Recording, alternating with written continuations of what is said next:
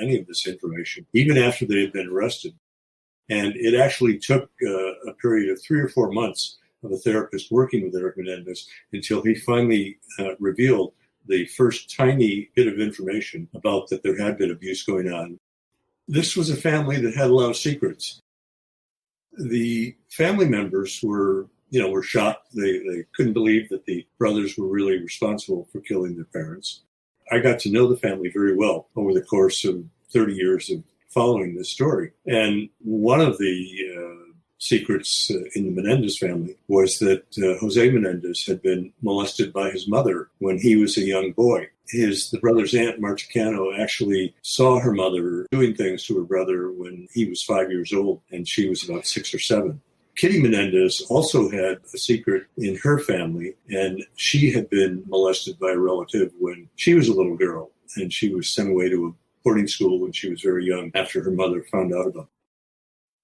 The brothers testified that there were a series of confrontations in the days leading up to the murders. In one of those confrontations, they had an argument. Lyle Menendez had an argument with Kitty, and Eric was in the room and heard this. And Kitty Menendez said, do you think I'm stupid? I've known all along that this was going on. I mean, speaking of secrets in the family, the other crazy secret is Lyle's toupee. Just the fact that Lyle wore a toupee and Eric didn't know. Right. And that was another secret that came out during these confrontations between the brothers and their parents in the days leading up to the murders. In one of these really kind of emotional, angry confrontations, Kitty Menendez ripped Lyle's hairpiece off in front of Eric, and Eric didn't know. When Lyle Menendez started school at Princeton, his father told him that he needed better hair. He was 19 years old. He was starting to bald. His father said, you need better hair because these are important people you're going to meet at Princeton. Image was everything to Jose, outside image. He wanted to get rich, retire, become a U.S. senator out of Florida, right? Or a congressman. His dream was actually to retire from the entertainment business in 5 years and move to Florida. And he was hoping to liberate Cuba and kick out Fidel Castro. The Castro Revolution is what led to Jose Menendez moving to the States and leaving a country club lifestyle. And they had actually 2 trials, in case everyone doesn't remember. I know this was a long time ago. Did they testify in both trials? Lyle and Eric both testified in the first trial. And the first trial, by the way, is streaming on Court TV, which recently put up the entire 6-month-long trial, including the evidence hearings. So both brothers testified in the first trial, the trial that was carried on television. And in the second trial, the judge kicked the camera out of the courtroom. And then a decision was made by the defense to not have Lyle testify. There were several reasons. Lyle told me that he didn't want to testify a second time because his attorney, Jill Lansing, from the first trial was not going to be representing him, and he just didn't feel he could go through the experience again of having to reveal all these family secrets. But there was also there were some problems with evidence that Lyle would have been confronted with in the second trial. At one time, he had written letters to several friends talking about the possibility of them presenting some false testimony. And but then he ended up telling them, no, I don't want to, do anything or fake anything. But the prosecution did have a couple letters that he would have been confronted with. And so that's one of the reasons why he didn't testify in the second trial. Eric Menendez, was a very strong witness in both trials. But what really surprised people was the power of Lyle Menendez's testimony in the first trial, because Leslie Abramson, who represented Eric, had done such a strong job of sort of promoting Eric as kind of the weak younger brother. And Lyle Menendez went first, and his first day on the stand, it's a moment I've never seen in a courtroom where it was so powerful, so strong that jurors were crying, family members were crying, even some of the reporters were crying. It was so emotional to be in this tiny courtroom and hear this horrible testimony with details about abuse. Yeah, Mike in the chat over here says that he remembers seeing them in court and the vein popping in his forehead, just when he was trying to level his emotions. Right. That was actually a moment when Lyle Menendez was testifying, and he apologized, gave a very heartfelt apology to Eric because he had molested Eric when they were little boys. The camera panned over to Eric, and this vein was popping out of Eric's forehead. It's really fascinating if you want to get some firsthand experience with the trial. So jury selection in the first trial was interesting because all of the jurors who came in for jury selection, everybody had heard something about the trial. And for 3 years, people had only heard one story, prosecution story. Greedy rich kids killed this lovely couple on a Sunday night in Beverly Hills. The defense didn't go public, and I think it was a tactical error in hindsight. They didn't go public with their story until about 2 weeks before the trial. And so when the defense went public with their story about abuse and molestation and intergenerational abuse in the family, people were skeptical and saying, well, why are we just hearing this for the first time? Because the case had been in the news for 3 years. But during the trial, the defense put on 65 witnesses, family, teachers, coaches, friends, relatives, and half of the jurors ended up voting for manslaughter. Almost all the women voted for manslaughter. All the men voted for murder. Each brother had their own jury in the first trial. Judge declared a mistrial, and the DA in Los Angeles, John Gil Garcetti, immediately said, we're going to retry this case. This is first-degree murder. We are not going to settle with a plea agreement. We're going to trial again. And also politically, you have to understand at this time, the LA County DA's office was coming off of a string of high-profile losses in the McMartin preschool trial, in the Rodney King beating trial, and OJ was still to come. The OJ trial was actually in between the first and second Menendez trials. The DA's office was determined that they were going to win one of these high-profile cases. And so since the first trial ended in a mistrial, then that led to a second trial. So was it the first trial that the boy's cousin testified in? Yes. Andy Cano, Andy Cano, who was a cousin of Eric Menendez. Eric and Andy were very close, had very close relationship. In the first trial, Andy testified that Eric had come to him when Eric was 10 and Andy was 12 and said that Eric told him, actually Eric asked Andy, does your father ever touch you down there? And he started talking to Andy about the molestation. And Andy immediately wanted to go talk to his mother, Marta Cano, the brother's aunt. And Eric said, no, you can't do that.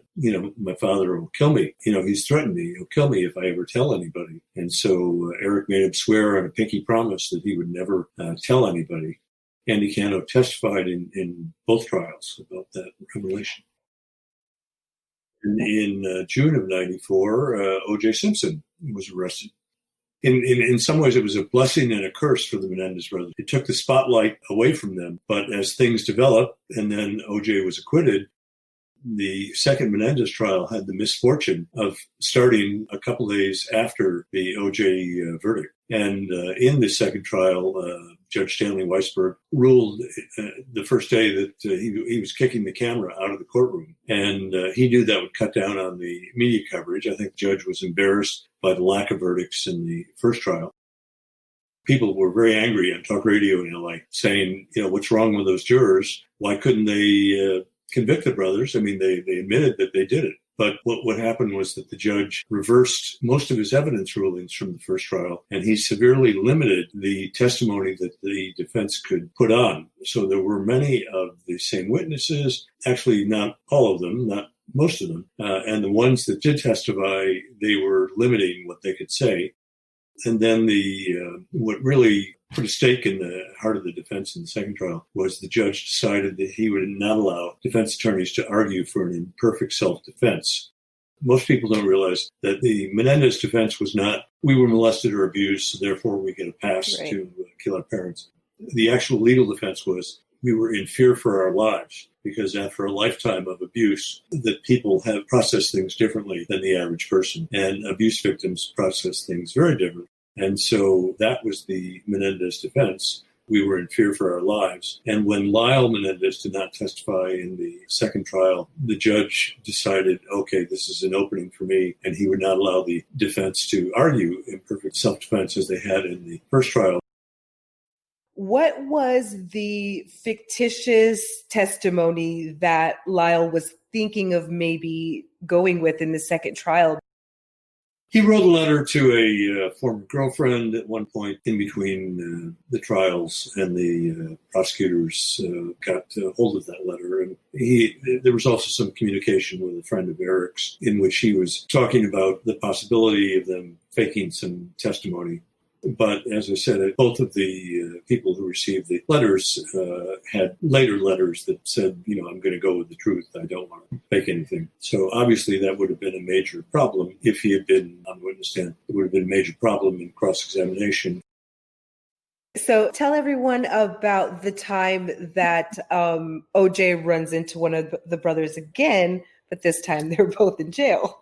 Right. Well, 6 degrees of separation. Every high-profile case in Los Angeles is connected in some way. And the night of the Bronco chase, just before the Bronco chase started, the sheriff's deputies came to Eric Menendez, and the Menendez brothers were kept in isolated sections of the LA County Men's Jail for their own protection. And the sheriff's deputies came to Eric's cell, and he was the only one in a pod, a group of 7 cells, and they had him get out with a mop and clean all the cells and also the floors. And then about 10 o'clock on the night of the Bronco chase, a group of deputies came marching down the hall with O.J. Simpson, and they put O.J. in the cell right next to Eric Menendez. And they began whispering between the cells over the next few days. Eric Menendez wrote a letter to O.J. and left it in the shower. And actually, Eric Menendez was trying to give O.J. Simpson advice on how to survive in the LA County jail, because O.J. was trying to be the traditional friendly O.J. who was everybody's friend, and he was doing a lot of talking with the deputies. And Eric Menendez warned him, "You can't talk with these deputies. They're not your friends.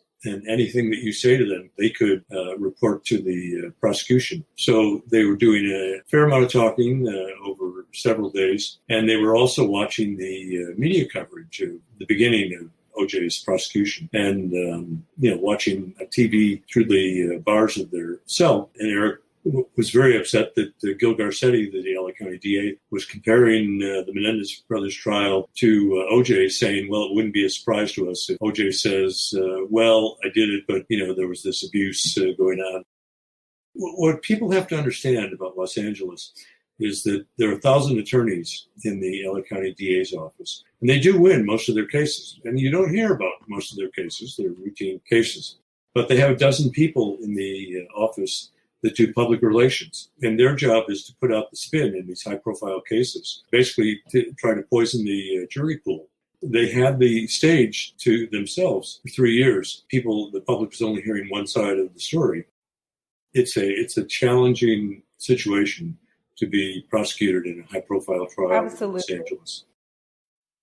Do you think that anything else will ever be happening with this case? I mean, do they have any other appeals, or is there anything they can do, or are they just stuck with their sentences now? Well, they've exhausted all their appeals at the state and federal levels, but you can reopen an appeal in California. The threshold is if you have some new evidence. And so I remain hopeful that they will file a new appeal in the future. I had some new evidence that was in my book. One piece of new evidence was a letter that I found with the brother's aunt in the spring of 2018, which it's a letter that Eric Menendez wrote to his cousin Andy Cano back in 1988, about 8 months before the murders, in which Eric was clearly discussing the abuse, that was the ongoing abuse with his father, and he was telling his cousin that he didn't know what to do, that he was nervous every night that his father was going to come down the hall. So this is a piece of evidence that was never available or brought into either trial. Nobody knew about it. Andy Cano sadly passed away from an accidental sleeping pill overdose in 2003, and I was visiting his mother, March Cano, the Menendez brothers' aunt, in spring of 2018 when I was finishing up my book. She let me go through some boxes of his papers, and we found this letter that Eric had written to Andy. And so I have turned that over to the brothers' appeal attorney, Cliff Gardner, who also represents Scott Peterson. And several other new potential pieces of evidence have popped up. So there's nothing definite going on, but I think there's a possibility that there could be a new appeal for the Menendez brothers in the future. In 2015, California passed new youth offender laws based on new medical research